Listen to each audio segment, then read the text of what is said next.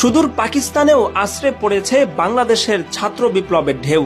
ইতোমধ্যে আইএসএফ তথা ইনসাফ স্টুডেন্ট ফেডারেশনের নেতৃত্বে পাকিস্তানের বিস্তীর্ণ এলাকা জুড়ে বিক্ষোভ শুরু হয়েছে। দেশটির যুব সমাজের আইডল হিসাবে পরিচিত ইমরান খান প্রায় 1 বছর ধরে কারাবন্দী রয়েছেন। অনাস্থা ভোটের মাধ্যমে তাকে সরিয়ে এখন ক্ষমতায় আছে নওয়াজ শরীফদের জোট সরকার, যারা অনেকের কাছেই চোর হিসাবে পরিচিত।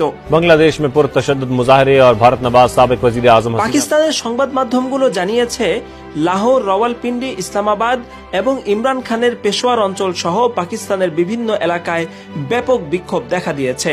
লক্ষণীয় বিষয় হচ্ছে এসব বিক্ষোভের অনুপ্রেরণা এসেছে বাংলাদেশ থেকে। বিক্ষোভে যোগ দেওয়া অনেকেই জানিয়েছেন বাংলাদেশের ছাত্র জনতার বিপ্লব দেখেই তারা রাজপথে নামার সিদ্ধান্ত